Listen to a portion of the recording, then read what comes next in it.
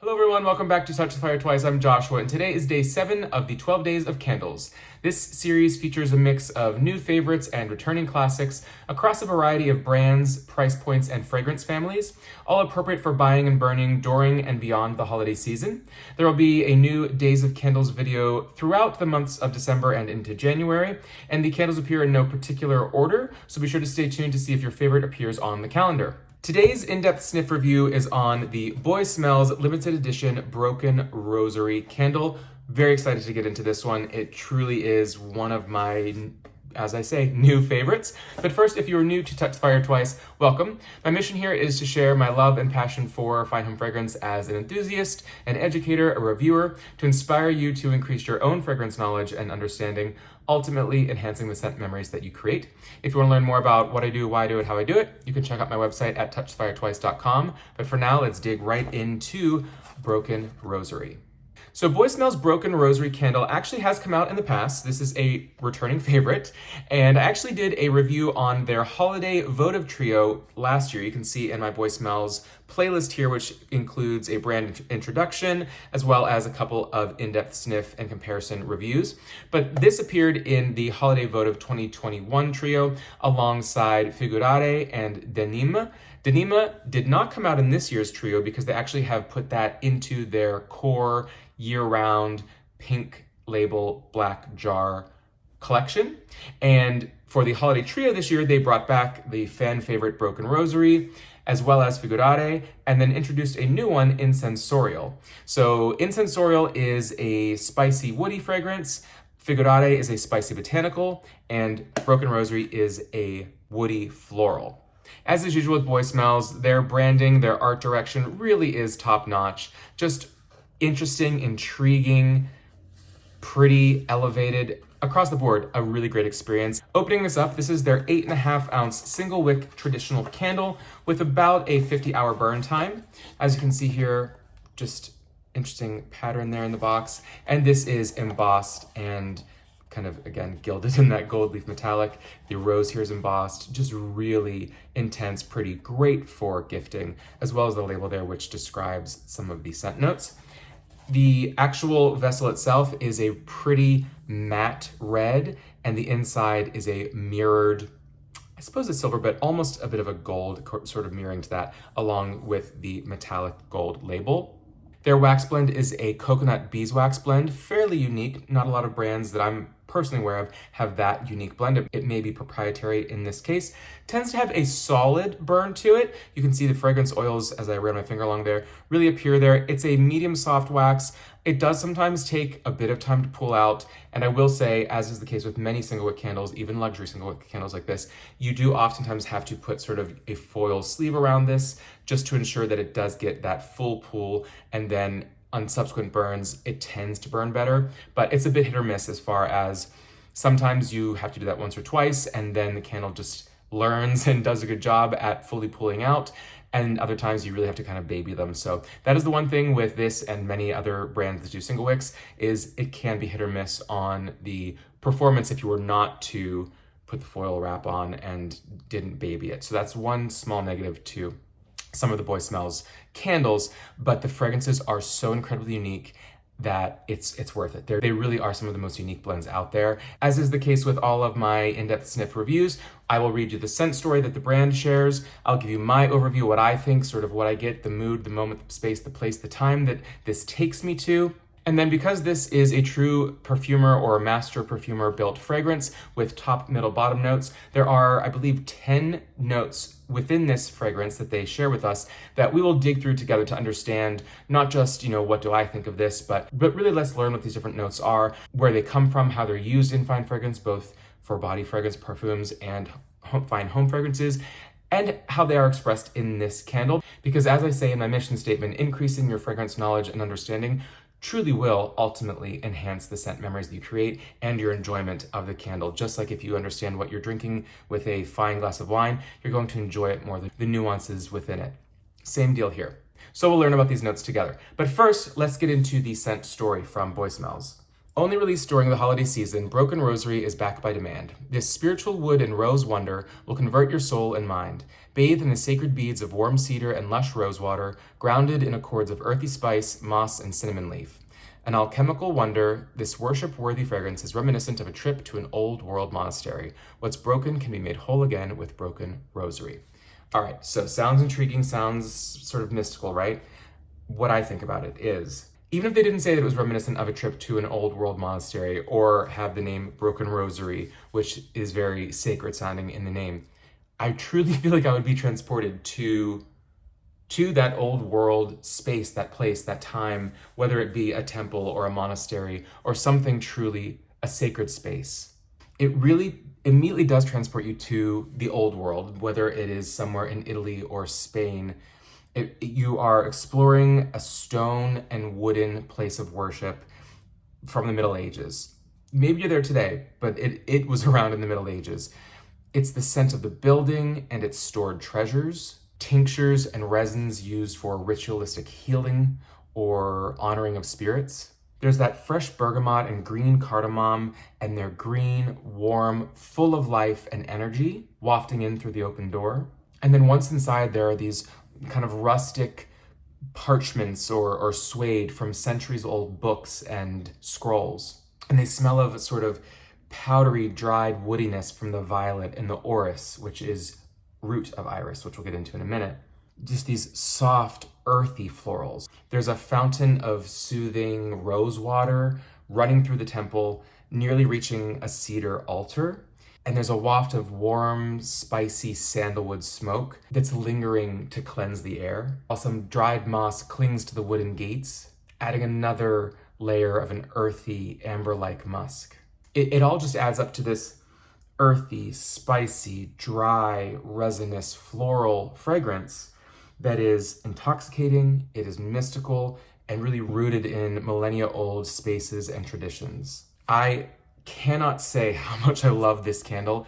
It works for holiday, but this candle I could burn nearly year-round. And in fact, I may have to stock up. I wish they would make this part of their core line. While I agree it is woody and floral, it is a woody candle for floral lovers who don't usually like woody, and it is a floral candle for woody lovers who don't usually like floral, because it is both of those, but it is so non-traditional. Traditional in the sense that it is old world, but non-traditional in the way that these florals and woods are expressed. So knowing that, let's dig into these notes. So our top notes are bergamot, cardamom, and cinnamon leaf. So bergamot we know is crisp, sweetly refreshing, zesty, spicy, sparkling, fresh, sunny, airy, uplifting, bright, hot. Can have a spicy herbaceousness, but definitely a bit of that puckering of lime, a green, bright spiciness. They say, though it is not really an edible citrus, they say the juice tastes less sour than a lemon, but more bitter than a grapefruit, and not as sweet as an orange. So more bitter than a grapefruit. Yeah, that's not quite what I want to be eating. But it brings that truly bright, uplifting, fresh, zesty air. Then cardamom. Cardamom seeds in the pod are warm, spicy, sometimes camphorous, a bit medicinal leaning, along the lines of eucalyptus as far as the scent profile. And over time, as it ages, it can become more woody, spicy, and floral, which really lends itself nicely to the woody and floral notes in this fragrance. And there are two different types of cardamom. So there is the earthy, smoky black cardamom, and then the fresher, almost minty green cardamom. Black cardamom works really well in exotic sort of amber blends, almost they say being skin-like or suede-like, soft, sort of the touch that you're going for. And then the aromatic green cardamom adds a brightness to a lot of colognes, thinking of that minty, spicy, green freshness. I'd say this one is probably the traditional green cardamom, but it could be, there's a bit of a smokiness edge to this, and certainly that deep woodiness, sort of suede-like. So it could be either way. It could go either way. It could go actually to the black cardamom. Not really sure because they don't clarify in the notes. And then we move on to cinnamon leaf. And of course, we all know cinnamon, but when you think of cinnamon, you're typically thinking of the scent or flavor of the cinnamon bark from the tree itself. This is the cinnamon leaf. While the bark is sweet, hot, strong, and supremely spicy, the cinnamon leaf is on the same profile as cinnamon bark, but it is softer, it is warm, not hot, slightly spicy, not supremely spicy, and actually a bit musky and a little bit fresher. So imagine a bit fresher, lighter, warm, musky cinnamon is what you're gonna get from the cinnamon leaf. And then moving into our middle notes, I will say the middle notes here really carry, rightly so, the heart of this fragrance.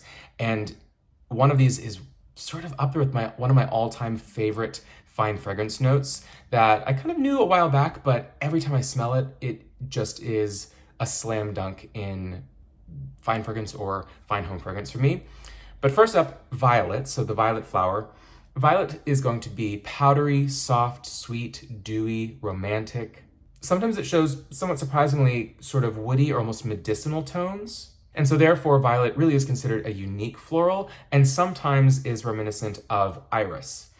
I find it interesting that the violet in here, there is sort of in that mystical sort of tinctures, balms, liniments, ritualistic healing or honoring of spirits sort of rituals that I get from that sort of sacred space, whether it's a temple or a monastery or a church, whatever it might be. That woody or medicinal angle to violet really makes sense for me that would appear in this old world blend.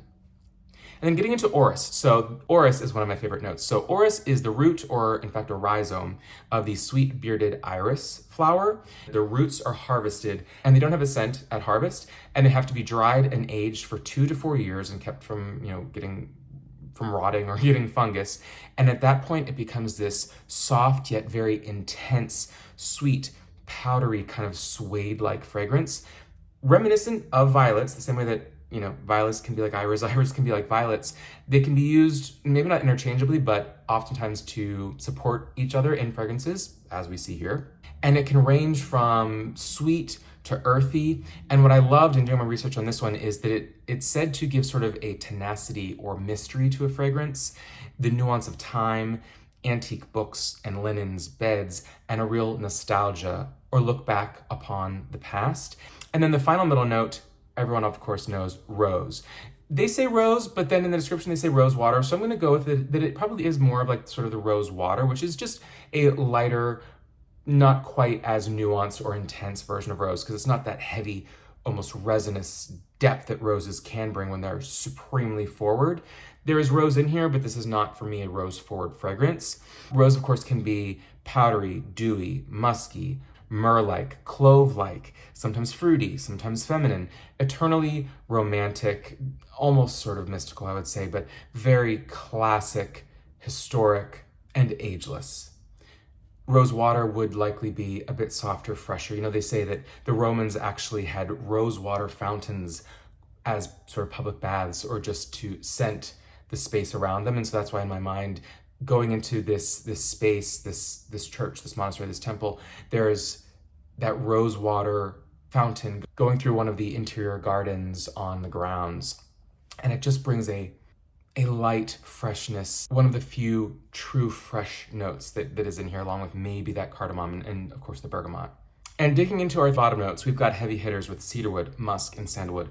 Cedarwood is deep, dark, resinous, softly woody, earthy, sweet, can be spicy, a little camphorous, cooling, pencil shavings from school, less minty than pine, less musky than patchouli, a lot of different types of cedar, your true cedars, your atlas cedars, or your juniper cypresses that are also used as cedars. Think of your western cedar, your Virginia cedar, just that deep, resinous, softly woody, not overwhelming, just very comforting. Then we go to musk. Musk is a fragrance class on its own. It's commonly used as base notes in perfumery. And let's call facts. They began as glandular secretions from animals such as the musk deer. So it was the musk deer is where the name musk comes from, as well as numerous plants that emit similar fragrances, thankfully. They are attractants, they are alluring, they're hypnotizing, animalic, sweet, powdery, metallic. They run the gamut, a sheer musca, a deep musca, add any adjective before musk and you've seen them when it comes to fine fragrance.